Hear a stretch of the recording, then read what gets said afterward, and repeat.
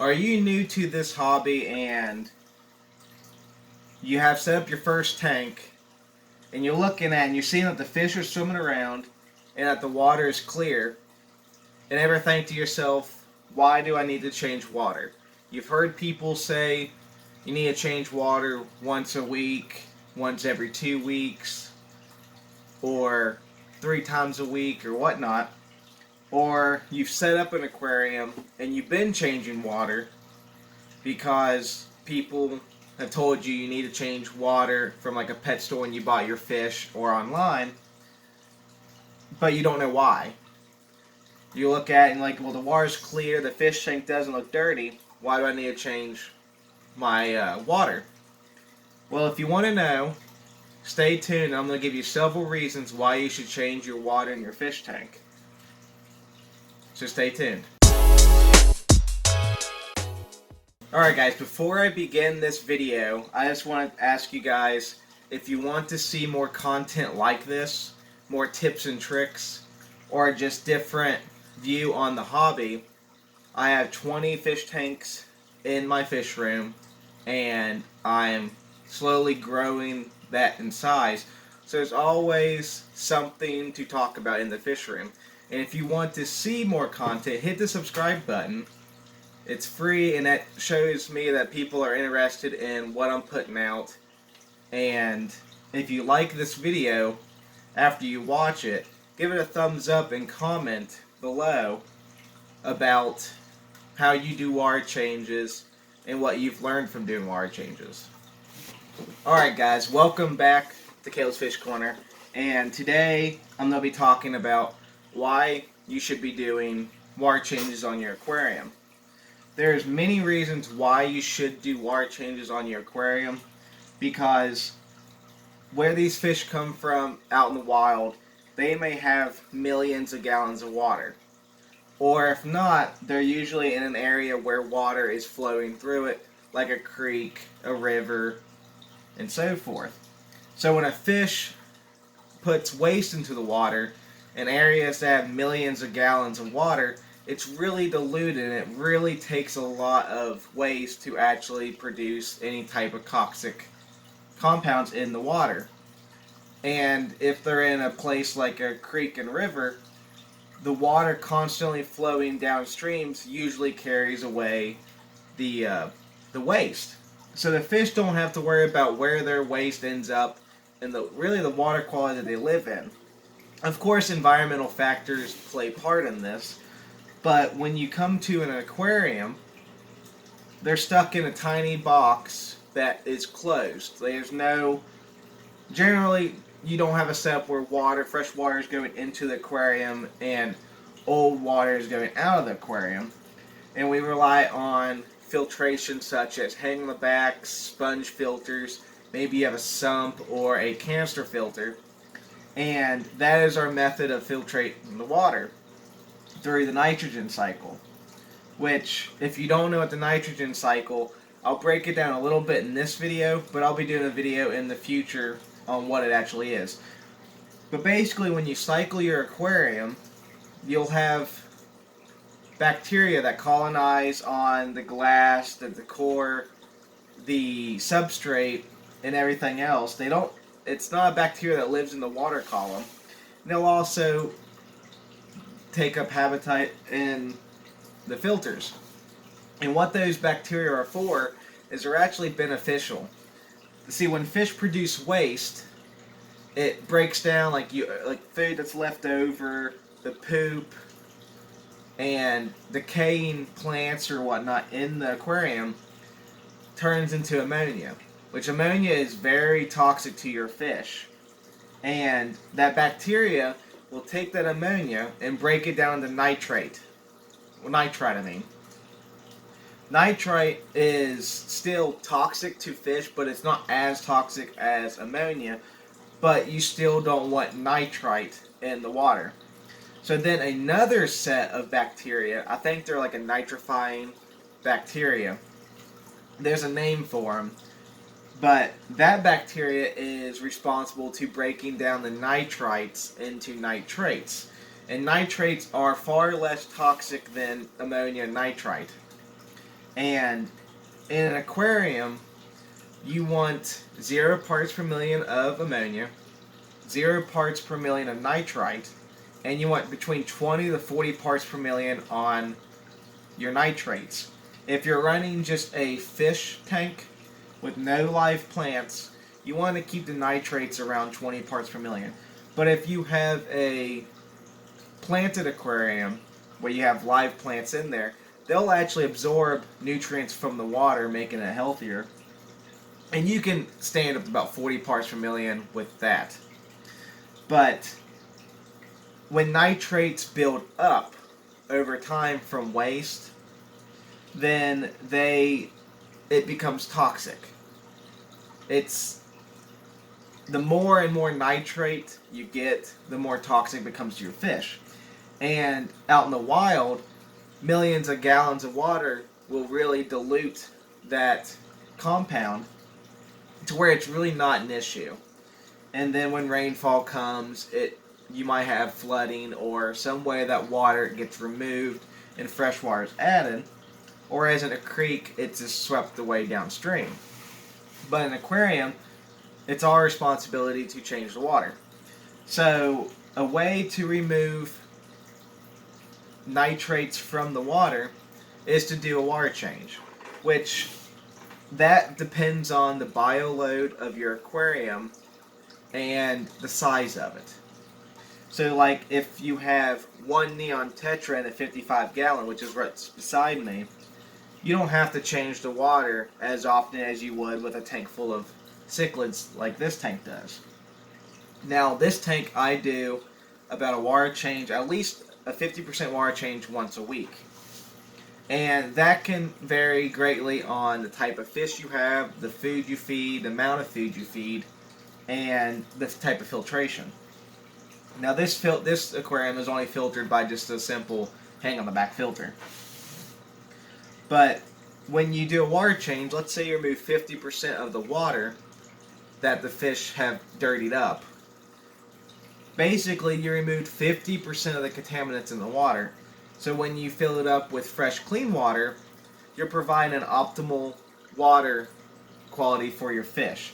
Now, you don't have to drain the tank completely down and scrub the inside of it and then fill it back up. You'll actually cause more harm to your fish by doing that, and you'll kill off your bacteria.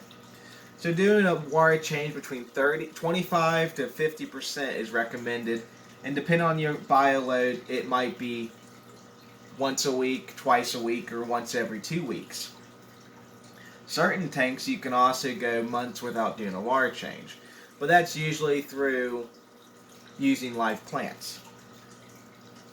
Now another reason to change water, other than taking out the toxic compounds like ammonia, nitrite, nitrate, is to gravel vac your aquarium. And what you'll do is you'll take a siphoning hose that usually has an adapter on the end that you'll actually poke down into your gravel or sand substrate, and you'll actually suck up any debris that's fallen in there. So that way you can clean fish poop that's settled on the bottom, fish food that's been uneaten, and other types of detritus. And that can help with water quality as well, so you don't have the rotten food in the aquarium.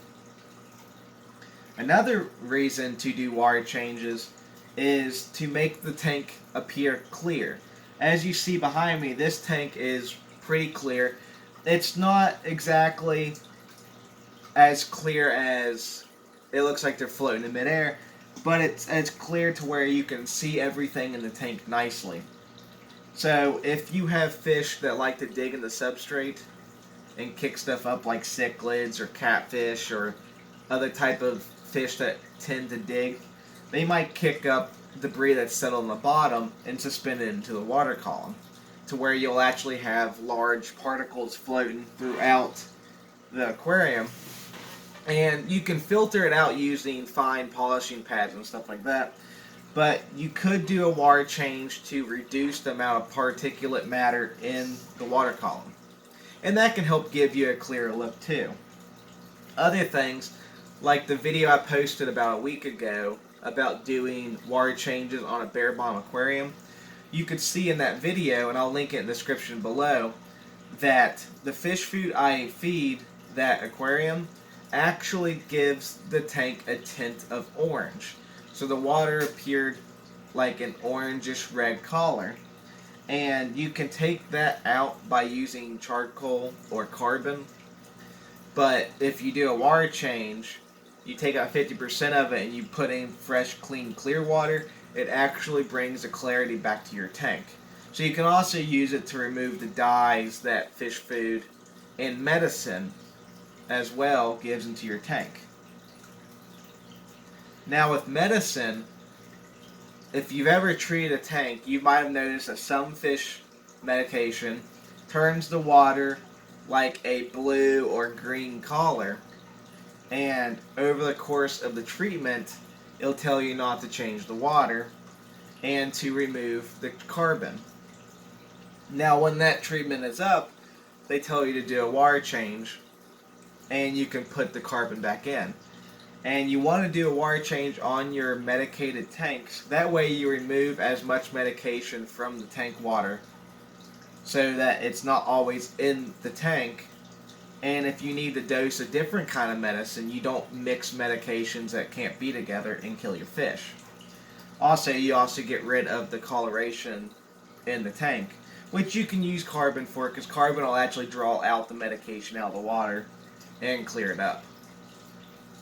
So far we've talked about changing water for taking the toxic compounds out, like ammonia, nitrite, and nitrate, taking out particulate matter that you see floating in the aquarium, cleaning the substrate of your aquarium, and then taking out medication. Now, there are times where you don't want to change water because it can actually hurt you. Or not, well, it doesn't necessarily hurt you, it just causes the problem to persist. If you set up a new aquarium and you have fish in it, and you come back and next thing you know, your fish tank has a cloudy haze to it, like it looks white, changing water can often cause that problem to worsen or prolong. Same as if you get an algae bloom where your tank just turns green, where you actually have algae floating in the water. And in that instance, you want to either wait it out if your tank's cloudy, where it's white, because that's just bacteria floating in the water column due to like an ammonia spike or just a new tank syndrome. And that will settle out and clear up by itself. If you change water, you're just causing that bacteria to stay in the water column longer. And if you have an algae bloom, changing water usually just gives the algae another way to grow. So in order to get rid of that, you want to turn off the light and block all the light to the aquarium, and then you can kill off that algae or hook up a UV sterilizer. Now, another way you could change water, but it's not the most practical way, is, let's say it's the winter or summer and your AC or heater went out. So in your fish room in the winter it gets really cold and you don't want your tanks to drop below a certain temperature. When you change the water, you can put hotter water in. You don't want to put boiling water in your aquarium. But let's say your tank water is 70 but you want it to be closer to 80. You can fill the tank up with 75 degree or 80 degree water. And vice versa for cold. If you're in the heat, if your fish room is getting, or where your tank's sitting, gets about 90 degrees and your fish tanks are getting there, you can actually take out water from the aquarium and put colder water in. And again, you don't want to put ice water in the aquarium because that can shock your fish. And there's something to note, if you do change waters that help control the temperature, make note of the size aquarium, because if you take a 150 gallon aquarium and drain out 50% of it, and you put 75 gallons of cold water into the aquarium versus taking a 5 gallon aquarium and taking out half of it and putting cold water in it, you'll see more temperature swing in the 5 gallon aquarium than you do in the 150, because there's more water and it helps dilute the temperature throughout the aquarium. So just make sure that if you're changing your water to control temperature, to not overdo it and cause your fish to have a shock. Now, water changes are extremely important. They're extremely important to the environment and the health of your aquarium, along as a major part in the aquarium maintenance. You see, you can clean the glass and replace the filter cartridge if you have a hang-on-back filter or a canister filter, and you can clean your sponges, but you also need to change water, because the water is obviously what the fish live in, and you want to keep it as clean and pure as possible. So some of the best tips that I can give for anyone who's new to the hobby or have a hard time finding out when they should do water changes is to set a schedule. Let's say you have a fish tank and you want to make sure you keep the water parameters right. Depending on your load, find out what day of the week you'll have the most time to take and clean your tank, and set it up to where you have it on a set schedule. So if you're working weekdays and then weekends you're off, you can maybe do 50% water change or 30% water change every Saturday, every week. That way you can control the amount of water quality that you have. Alright guys, I've told you guys different reasons why you should change your water, why it's important to change your water, and I hope that this video is able to teach you something maybe you learned, and maybe it'll help you set up a different schedule for your water change maintenance if you've been lacking behind on it. Or if you've been doing this hobby for a while, it might have gave you a few ideas. Also guys, like I said before, hit the subscribe button and hit the thumbs up button if you like this and want to see more content. And in the comments below, tell me what you do for water changes, how you do them, and if there's anything that I missed in this video that should be mentioned. I'm looking forward to reading the comments, and like always guys, keep changing your water, keep keeping fish, and I'll see you next time.